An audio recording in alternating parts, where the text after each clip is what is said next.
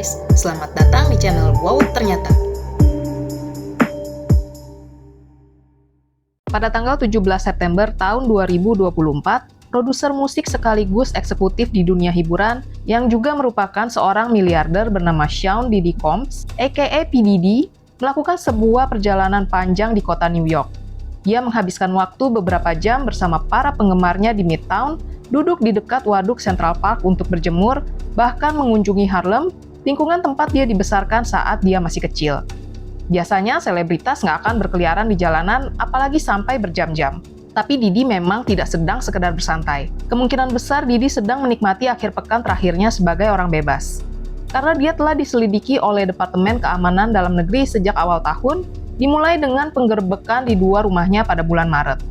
Berawal dari gugatan perdata yang diajukan oleh mantan kekasihnya yang menuduhnya melakukan penindasan terhadapnya selama lebih dari 10 tahun.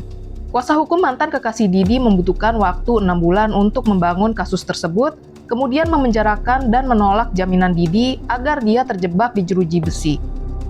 Biasanya di kasus-kasus lain, pasti ada aja yang membela artis yang tersangkut masalah, dan membuat semacam teori konspirasi bahwa kasus ini memang sengaja dibuat untuk menjatuhkan sang artis. Tapi dalam kasus Diddy ini tidak ada seorang pun yang membelanya.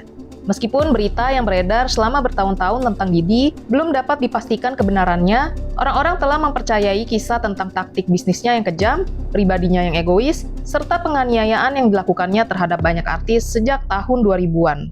Namun gosip-gosip itu nampaknya juga nggak mengganggu karir dan bisnis yang dijalankan oleh P. Diddy. Buktinya, dia menjadi salah satu miliarder pertama di dunia hip-hop pada tahun 2022. Nah, sebelum kita membahas lebih lanjut tentang apa yang dilakukan oleh P. Diddy, mari kita mencoba mengenal siapa P. Diddy dan bagaimana masa lalunya. Melvin Earl Combs adalah seorang pensiunan veteran militer yang menikah dengan mantan model dan juga guru bernama Jenny Smalls, dan mereka memiliki 2 anak, yakni Sean Combs yang berusia 3 tahun dan Keisha Combs yang berusia 1 tahun. Kondisi New York pada tahun 1972 sangat berbeda dengan yang bisa kita lihat saat ini. Waktu itu ekonomi lokal sedang terpuruk, pengangguran lebih tinggi dari sebelumnya, dan orang-orang serta pebisnis meninggalkan daerah itu secepat yang mereka bisa. New York pada saat itu digambarkan sangat kotor, gelap, dan hancur. Melvin Combs sendiri tinggal di Harlem, tempat di mana banyak terjadi kekerasan dan penyalahgunaan narkoba. Melvin kembali dari dinas militernya karena tunjangan bagi para veteran sudah hampir tidak ada.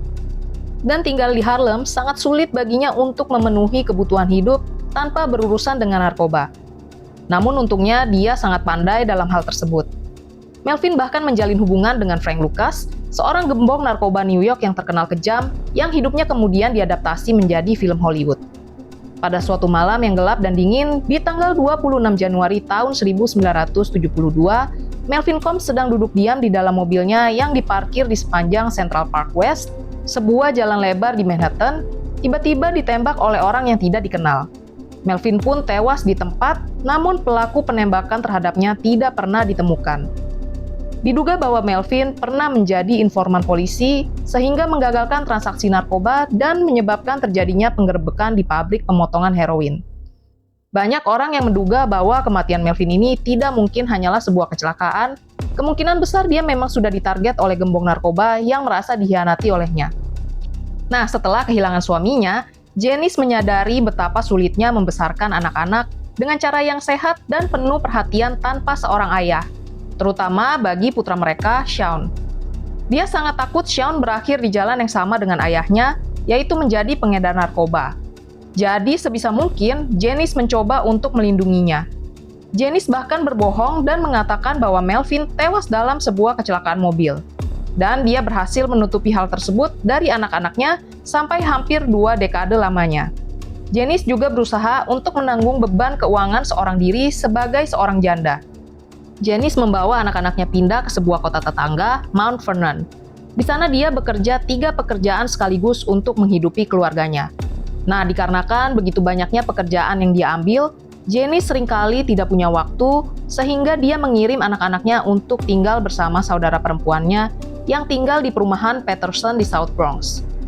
Tumbuh besar di South Bronx pada akhir tahun 70-an bukanlah hal yang ideal bagi anak-anak.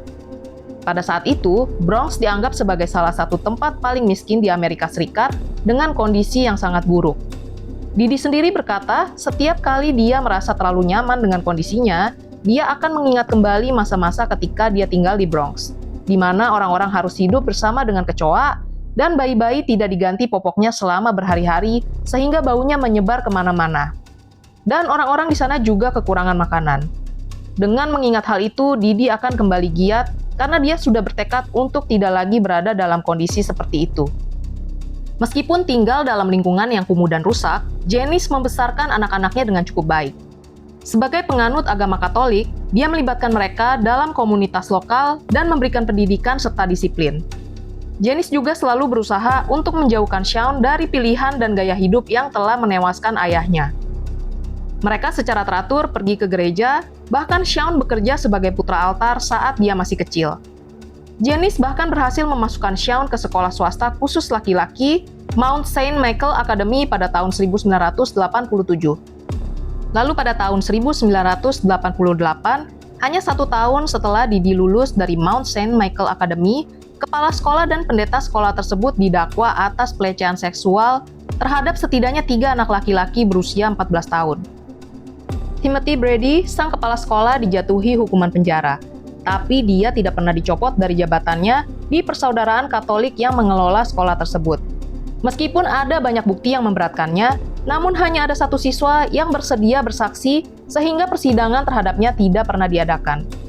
Kepala sekolah Timothy Brady kemudian pindah ke Chicago dan bekerja di sekolah Katolik khusus anak laki-laki di sana. Nah, meskipun tidak ada hubungan langsung antara peristiwa traumatis di sekolah Saint Michael dengan Sean Combs sendiri, namun pelecehan seksual oleh pendeta Katolik terbukti berdampak pada Shawn yang saat itu menjadi putra altar. Ketika Didi melihat pemimpin agama melakukan hal-hal mengerikan dan jahat, bisa jadi itu juga menjadi trauma dan membentuk dirinya yang seperti monster. Apalagi kalau kita dengar sekarang, banyak cerita yang muncul tentang Didi yang memaksa anak laki-laki muda untuk membuka pakaian di depannya, tidur sekasur dengan Usher, memiliki hubungan aneh dengan Justin Bieber, adanya tuntutan hukum yang menuduhnya memaksa pria lain secara seksual, bahkan ada video dirinya yang sedang berhubungan intim dengan Biggie Smalls. Tapi perilaku itu bukan berarti dia gay ya. Mungkin dia cuma melakukan apa yang dia tahu dan mengulang apa yang pernah dilakukan kepadanya. Setelah lulus SMA, Shawn melanjutkan kuliah di Universitas Howard jurusan bisnis. Tapi kuliah bukanlah prioritas utama bagi Shawn. Selama tahun pertamanya, Shawn memanfaatkan koneksi untuk mendapatkan pekerjaan magang di Uptown Records, sebuah label rekaman di New York yang saat itu merupakan salah satu label paling berkembang di bidang R&B dan hip-hop. Saat itulah Shawn mulai dikenal dengan nama Puffy. Ia mendapatkan reputasi sebagai pelaku industri yang sangat ambisius dan bersedia melakukan apapun untuk memajukan karirnya. Nah, si Didi ini memang mempunyai bakat alami untuk menjalin koneksi. Banyak peluang muncul dari kemampuannya menjalin hubungan dengan orang-orang berpengaruh. Didi ditugaskan untuk membantu mengembangkan label rekaman artis-artis yang baru dikontrak, seperti Jodeci dan Mary J. Blige. Tanggung jawab utamanya adalah mengantar Mary J. Blige dari apartemennya ke sesi rekaman di Manhattan, atau mengatur acara untuk artis di label rekaman tersebut. Namun, tak butuh waktu lama sampai dia diketahui memiliki bakat yang jauh lebih berguna daripada sekedar mengelola daftar tamu atau mengantar artis ke studio. Perusahaan itu pun segera menyadari bahwa Didi memiliki kepekaan yang tinggi terhadap tren produksi dan menciptakan kreasi dan relasi. Didi segera menjadi bagian penting dari operasi mereka dalam waktu singkat karena rekaman pertamanya menjadi hit besar. Pada saat itu sebenarnya rekamannya diproduksi oleh profesional, tapi produsernya tidak pernah muncul di studio. Didi mengambil alih dan membuat rekamannya sendiri. Gilanya, rekaman itu berhasil terjual 2 juta kopi. Nah, hal itu membuat pendiri label, Andre Harrell, mempromosikan Didi yang saat itu baru berusia 21 tahun menjadi direktur talent, salah satu posisi tertinggi di perusahaan itu. Didi sangat ambisius dan punya kemampuan untuk mewujudkan ambisinya. Dengan cepat, Didi mampu menunjukkan kekuatannya dan menjadi orang yang berpengaruh di dunia R&B dan hip-hop. Menghasilkan lagu-lagu hit untuk artis-artis seperti Jodeci, Mary J. Blige, dan banyak lagi. Pada tanggal 28 Desember tahun 1991, Didi dan artis Uptown Records, Heavy D, yang pada saat itu merupakan salah satu rapper top di New York, ditunjuk menjadi host pertandingan basket amal di City College of New York Gymnasium yang berkapasitas sekitar 2.700 orang. Acara tersebut merupakan konser rap yang disamarkan sebagai pertandingan basket selebriti dengan harga tiket $20 yang cukup mahal untuk saat itu. Nah, saat kerumunan berkumpul di lobi, beberapa orang bergegas menuruni tangga dan mencoba masuk melalui sebuah pintu ayun, tapi sayangnya ternyata tangga itu tidak menuju acara utama. Tangga itu bukanlah tangga utama, tapi cuma tangga utilitas atau tangga yang biasanya digunakan untuk akses keluar, akses perawatan, sirkulasi, dan konversi loteng. Lebih dari 3.000 orang yang nggak menyadari hal itu berdesakan maju dan menyebabkan 9 orang tewas dan 29 luka-luka dalam waktu kurang dari 15 menit. Para korban tewas rata-rata berusia 15 hingga 26 tahun. Didi berkata bahwa kejadian itu telah meninggalkan rasa sakit dan trauma baginya. Dia bahkan mengklaim bahwa dia sempat berpikir untuk bundir. Didi juga menyatakan bahwa dia telah ditinggal sendirian di pusat kebugaran itu bersama dengan 9 jasad, tanpa ada polisi atau siapapun di sana selain Didi. Namun salah satu keluarga korban memberikan kesaksian bahwa kenyataannya pada saat kejadian dia melihat Didi bersama Davante Adams dari grup musik Jodeci nampak biasa saja dan tidak terlihat khawatir sama sekali. Konser tersebut awalnya diselenggarakan untuk mengumpulkan dana bagi Badan Amal AIDS. Sebagian besar dari hasil penjualan tiket akan disumbangkan untuk amal. Namun pada akhirnya setelah berita tentang tragedi tersebut mereda, uang yang semula dikatakan untuk amal ternyata tidak ada sama sekali. Malah ada yang bilang kalau memang dari semula tidak benar-benar ada uang yang ingin disumbangkan. Nah, meskipun sebagian besar kesalahan memang ditimpakan pada City College, namun ada beberapa tuntutan yang ditimpakan pada Didi yang berakhir diselesaikan di luar pengadilan beberapa tahun berikutnya. Meskipun kecelakaan itu memang bukanlah totally kesalahannya Didi, namun cara dia bertindak setelahnya, yakni mencoba mengambil pujian atas hal-hal yang tidak dia lakukan dan mencoba menggambarkan dirinya sebagai korban, padahal yang dia lakukan cuma berusaha agar dia tidak dilibatkan dalam masalah tersebut. Pada awal tahun 90-an, Didi sudah dikenal sebagai penyuka pesta. Begitu dia bekerja di Uptown Records, dia menjadi terkenal karena pesta-pesta yang dia namakan Daddy's House. Didi mengundang lebih dari 1.000 tamu setiap minggu, dari mahasiswa, anak-anak lokal, hingga selebritas, rapper, dan juga atlet. Pesta ini konon bukan cuma untuk bersenang-senang, tapi merupakan acara networking yang strategis di mana dia bisa menemukan bakat baru, membuat koneksi, dan membangun reputasinya. Seperti yang sudah kalian dengar juga, pesta ini melibatkan narkoba, alkohol, dan anak-anak di bawah umur. Yang paling mencolok pada saat itu adalah ketika Usher yang baru berusia 14 tahun datang untuk tinggal bersamanya selama setahun. Usher dikirim oleh labelnya untuk tinggal bersama Didi yang saat itu berusia 25 tahun. Kalau dari segi bisnis sih sebenarnya ini terlihat biasa aja ya, karena kan Didi memang tastemaker yang mempunyai pengalaman dan juga koneksi. Terbiasa membantu para artis baru dalam membentuk musik, penampilan, dan segala aspek si artis. Apalagi Didi udah terkenal ambisius. Jadi wajar aja kalau Usher dikirim untuk tinggal bersamanya agar bisa lebih fokus untuk mengembangkan karirnya di dunia musik. Dan bener aja, Usher berhasil menjadi bintang R&B besar setelah dibantu oleh Didi. Namun setelah bertahun-tahun berlalu, pada suatu interview di tahun 2016, Usher secara tidak langsung menceritakan bahwa dia yang saat itu masih di bawah umur, akhirnya melihat lifestyle para artis yang baginya cukup liar. Dan ketika ditanya apakah dia mau mengirim anaknya ke Puffy Camp, Usher menjawab, tentu saja tidak. Meskipun tidak pernah dijelaskan secara detail apa yang telah dilakukan oleh Didi terhadap Usher, namun bahkan Didi sendiri pernah berkata dalam suatu interview kalau dia dan Usher yang saat itu berusia 14 tahun tidur di atas satu ranjang. Pada tahun 1993, Didi tidak sengaja memutar rekaman demo seorang pria bernama Christopher. Christopher Wallace tumbuh besar dalam pola asuh yang ketat. Namun, entah bagaimana, dia mulai menjual narkoba sejak dia berusia 12 tahun. Pada usia 17 tahun, dia putus sekolah dan ditangkap karena perdagangan narkoba. Christopher yang masih bolak-balik masuk penjara karena perkara narkoba, iseng-iseng membuat rekaman demo musik yang pada akhirnya sampai ke telinga Didi.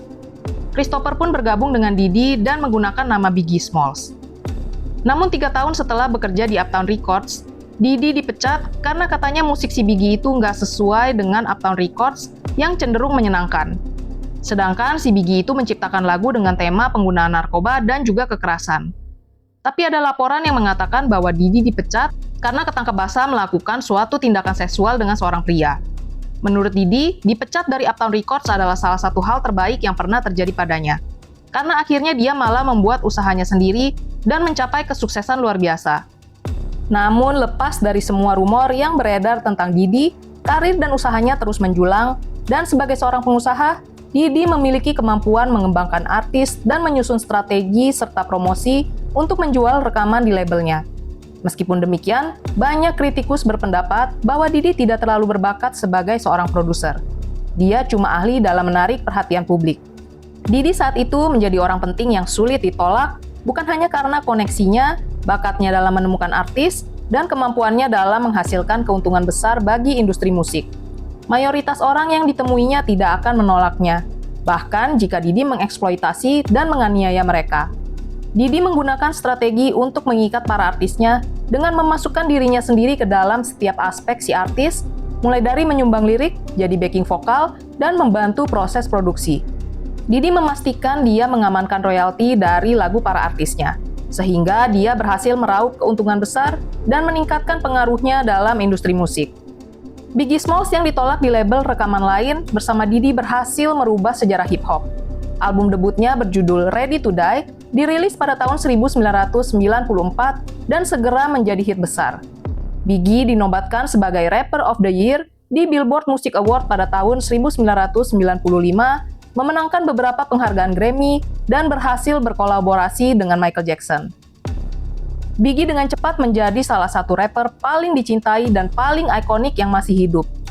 Namun pada malam tanggal 9 Maret tahun 1997, ketika Biggie sedang dalam perjalanan ke Los Angeles untuk mempromosikan album keduanya, Life After Death, dia ditembak oleh dua orang tidak dikenal ketika mobilnya berhenti di lampu merah di Wilshire Boulevard. Hal ini terjadi tepat 6 bulan setelah kejadian penembakan Tupac Shakur. Banyak orang merasa bahwa kematian kedua rapper tersebut mungkin saja berkaitan.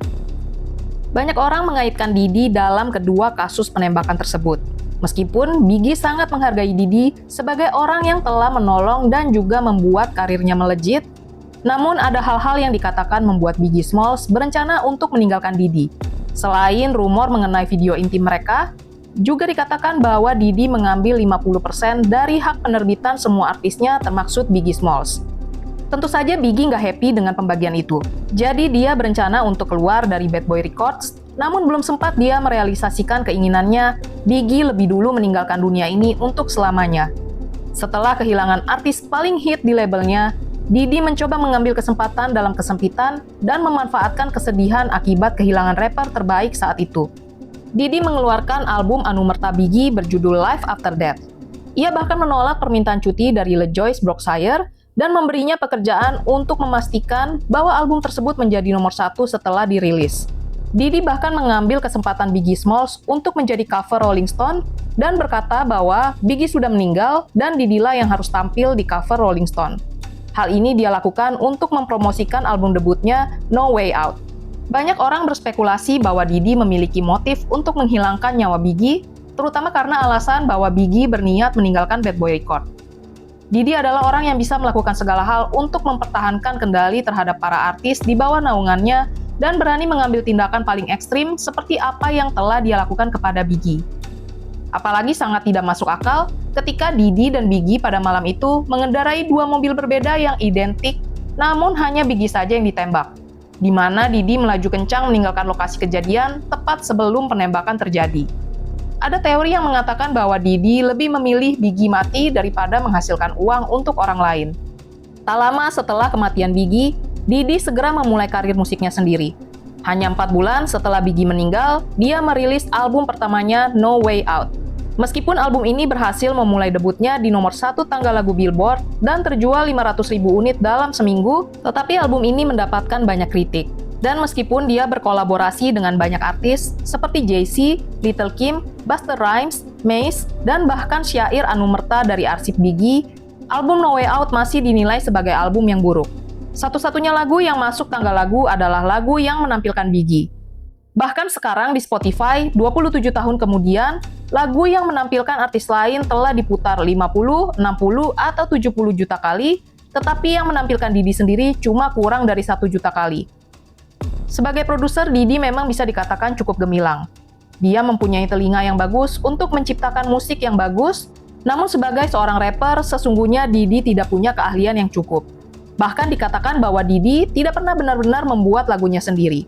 Hampir seluruh lagunya menggunakan ghostwriter. Bahkan sebagian besar ditulis oleh rapper lain seperti Biggie, Mace, 50 Cent, Drake, J. Cole, hingga Jay-Z. Pada tahun 1998, seorang pria bernama Michael Jamal Barrow yang kini dikenal dengan nama panggilan Shyne diperkenalkan kepada Didi setelah produser hip-hop DJ Clark Kent melihatnya melakukan freestyle di sebuah barbershop di Gereja Avenue di Brooklyn.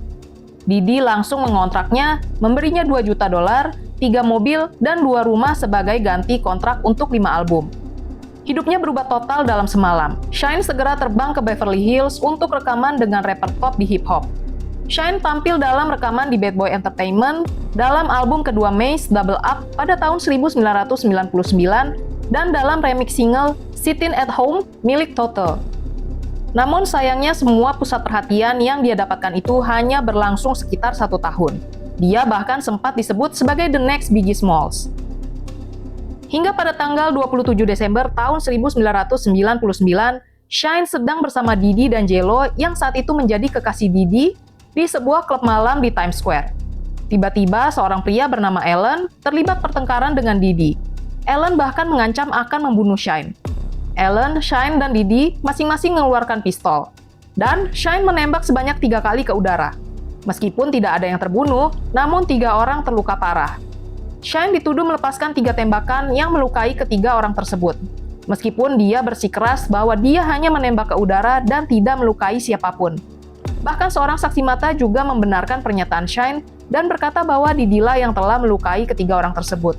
Ahli balistik juga bersaksi bahwa luka tembak korban disebabkan oleh peluru senjata kaliber 40, sementara Shyne menggunakan senjata kaliber 9 mm. Didi menyewa pengacara yang berbeda untuk dirinya dan pengawalnya.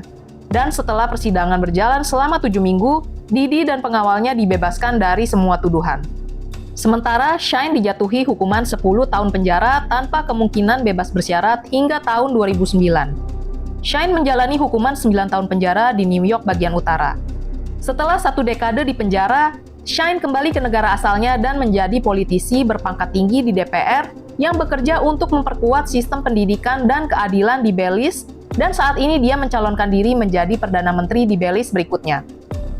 Saat berbicara tentang Didi pada tahun 2024, dia mengatakan bahwa dia telah memaafkan Didi dan melanjutkan hidupnya.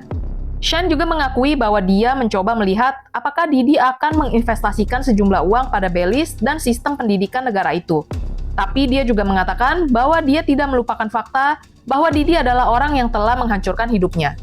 Kisah karir rap Shyne menegaskan bahwa Didi hanya pernah melihat artis di labelnya sebagai sumber daya untuk menghasilkan uang. Berulang kali, orang-orang muda yang dia rekrut yang seharusnya dia lindungi, bantu, dan bimbing tidak berarti apa-apa selain sebagai sumber pendapatan yang bisa dia buang jika dia perlu. Dan meskipun insiden ini sering diabaikan dan dilupakan, namun kasus ini juga menggambarkan pola eksploitasi yang kerap dilakukan oleh Didi. Menjelang akhir tahun 2000-an, karir musik Didi mulai meredup. Album kedua, ketiga, dan keempatnya gagal total. Nah, sekitar waktu yang sama, Bad Boy Records juga mulai jatuh. Banyak artis papan atas mulai tidak aktif karena satu dan lain alasan. Mulai dari Mace yang pensiun dari dunia musik dan meninggalkan label untuk mengejar agama Kristen, Shyne yang dipenjara, dan kurangnya materi anumerta dari Biggie, hingga kegagalan album Didi pada tahun 2000. Bad Boy bahkan tidak mampu menghasilkan pendapatan yang cukup untuk membayar kembali uang muka sebesar $50 juta yang diberikan oleh perusahaan induknya. Sebagian besar artis yang bekerja dengannya tidak bertahan lama karena satu dan lain alasan. Namun, Didi telah menjadi salah satu orang paling berkuasa dalam dunia musik dan telah mengumpulkan kekayaan yang begitu banyak selama masa jayanya. Bad Boy Records pernah bernilai lebih dari $100 juta. Didi juga telah melahirkan beberapa rapper terhebat di generasinya, meskipun dia tidak dapat mempertahankan mereka. Meskipun demikian, sejujurnya hal itu tidak banyak berpengaruh ke dalam hidup Didi, karena dia sudah mempersiapkan diri dengan mengeruk kekayaan sebanyak mungkin sewaktu jayanya. dengan mengeksploitasi artis-artis di Bad Boy Records, mengurus royalti mereka dengan menjadikan dirinya bagian dari lagu mereka. Sampai pada suatu titik, Didi yang suka membangun koneksi untuk memperkaya dirinya lebih dikenal dengan pesta-pestanya daripada lagu-lagunya. Jauh sebelum adanya tuduhan-tuduhan yang membuatnya menjadi target Departemen Keamanan Dalam Negeri, Didi terkenal dengan White Party-nya, di mana semua orang mendambakan undangan ke pesta White Party-nya Didi. Mulai dari Anna Wintour, Donald Trump, hingga Kim Kardashian sangat ingin diundang ke White Party Didi, apalagi pesta itu selalu diliput oleh tabloid dan dikenal sebagai fenomena budaya Hollywood. White Party Didi bahkan disebut sebagai salah satu pesta paling hot di dunia dengan lantai dansa monogram, ribuan lampu, akrobat, fire dancer, mermaid di kolam renang, lobster dan steak yang berlimpah, brownies ganja, dan semuanya itu menghabiskan biaya $1 juta per pesta. Namun waktu itu pada tahun 2000-an, pesta itu lebih dari sekedar pesta. Pesta itu adalah momen yang menentukan dalam dunia selebritas. Nggak semua orang bisa hadir di pesta itu, jadi orang-orang penting merasa harus berada di sana. Bahkan meskipun sudah ada dalam daftar undangan, mereka bisa aja loh ditolak di pintu kalau mereka menggunakan pakaian atau riasan yang tidak pas dengan tema pesta Didi. Pesta itu rutin digelar oleh Didi sejak tahun 1998 hingga tahun 2009, dan semua tamu undangan diminta menggunakan pakaian berwarna putih. Baru sekarang terungkap kalau pesta glamor Didi bukan sekedar pertemuan sosial, tapi lebih ke upaya untuk menutupi gaya hidup Didi yang gelap dan penuh kekerasan. Di masa jayanya, Didi memiliki kekuatan untuk melakukan apa saja. Dia menjual merek pakaiannya sendiri, Sean John, dan telah menghasilkan ratusan juta dolar. Didi juga menerima 50% keuntungan dari merek vodka Ciroc yang dilaporkan menghasilkan lebih dari 60 juta dolar per tahun. Meskipun pada tahun 2023, Didi dikeluarkan dari Ciroc karena gagal menghormati komitmen pemasarannya, tapi dia sudah berhasil menjadi tokoh ketiga dalam sejarah hip-hop yang pernah memiliki kekayaan senilai $1 miliar. Jangan ditanya ya guys, kalau dikonversi ke rupiah itu jadi berapa? Sayangnya pada saat itu, Didi nggak lagi dilihat orang sebagai sosok yang bercita-cita tinggi dan ambisius terhadap musik, namun lebih dilihat sebagai orang yang eksploitatif, narsis, dan aneh. Meskipun kekayaan Didi bisa dikatakan 99,99% di atas orang-orang lain di industri musik, namun reputasinya menjadi semakin buruk. Pada awal tahun 2010, Didi menjalin persahabatan dengan Justin Bieber yang kala itu menjadi penyanyi paling populer di dunia saat dia masih remaja. Sejak Justin pertama kali terjun ke dunia musik sekitar usia 15 tahun, ketenarannya meroket dengan sangat cepat. Tak lama setelah menjadi pusat perhatian, Justin segera dikelilingi oleh Didi dan krunya. Dan banyak momen tidak menyenangkan yang sempat terekam oleh kamera. Salah satunya adalah momen ketika Didi mengatakan bahwa dia akan menginap selama 48 jam dengan Justin, dan Justin kelihatan hanya menatap dengan penuh rasa bersalah. Juga ada video yang merekam Didi memberi Justin minuman, padahal saat itu Justin sudah tidak sadarkan diri. Video lain menunjukkan Didi menyampaikan kekecewaannya karena Justin udah nggak sering lagi bergaul dengan dirinya. Di video itu, cara bicara Didi membuat Justin merasa canggung dan gagap, dan akhirnya memberi Didi nomor handphone pribadinya yang baru. Pada suatu wawancara live di acara Jimmy Kimmel pada tahun 2011 yang menampilkan Didi dan Justin Bieber, Jimmy Kimmel membuat lelucon tentang Didi yang memberikan Lamborghini kepada Justin. Namun, Justin berkata bahwa dia belum mendapatkan Lambo tersebut. Didi menjawab, Justin memiliki Lamborghini selama 1 atau 2 hari dan dia memiliki akses ke rumah Didi, yang itu merujuk pada saat mereka berdua menghabiskan 48 jam bersama pada tahun 2009 silam. And he knows better than be talking about the things that he does with Big Brother Puff on national television. Pada tahun 2016, Didi resmi pensiun dari dunia musik dan mengatakan akan mengerjakan proyek lain. Sampai pada titik tertentu, banyak rumor beredar mengenai semua kegelapan yang dilakukan oleh Didi. Berawal ketika Casey Ventura, seorang penyanyi R&B yang dikencani oleh Didi selama 10 tahun sejak Casey masih berusia 19 tahun, sedangkan saat itu Didi berusia 39 tahun, mengajukan gugatan hukum setebal 35 halaman terhadap Didi. Pada bulan November tahun 2023, gugatan hukum tersebut menguak lebih banyak detail spesifik, gaya hidup, dan perilaku Didi yang telah lama dikenal sebagai pengusaha yang eksploitatif, egois, dan narsis, yang tidak keberatan menipu atau mencuri bahkan dari kliennya sendiri. 3 bulan setelah dokumen-dokumen itu diajukan, Badan Federal Australia yang biasanya menangani keamanan perbatasan dan anti-terorisme menggerebek 3 rumah Didi dan menyita 96 perangkat elektronik sebagai barang bukti. Dan beberapa bulan kemudian mereka menangkap Didi, mendakwanya dengan 3 tindak pidana berat, yaitu pemerasan, perdagangan seks, dan transportasi untuk terlibat dalam prostitusi. Perlahan semua hal mengerikan yang dilakukan oleh Didi sepanjang hidupnya mulai diketahui. Mulai dari mengeksploitasi klien di label rekamannya, menimbun royalti dan membiarkan artisnya menderita sementara dia menjadi semakin kaya, membiarkan artisnya yang berusia 19 tahun menanggung kesalahan atas kejahatannya, dan juga melakukan penipuan dan mengambil keuntungan dari artis muda seperti Usher dan Justin Bieber saat mereka masih sekolah menengah atas. Semua itu saja sudah cukup menjadikan Didi sebagai salah satu orang paling mengerikan dalam sejarah hiburan. Saat ini Didi menghadapi 5 tuntutan baru terkait dengan dugaan pembiusan dan sodomi di pesta White Party-nya pada tahun 2004. Pengacara P. Diddy membantah semua klaim tersebut dan mengatakan bahwa kliennya tidak pernah melakukan pelecehan atau memperdagangkan siapapun, baik pria maupun wanita, dewasa atau anak di bawah umur. P. Diddy saat ini mendekam di pusat penahanan metropolitan di Brooklyn, New York, dan menunggu sidang yang dijadwalkan pada bulan Mei tahun 2025 atas dakwaan prostitusi, perdagangan seks, hingga pemerasan.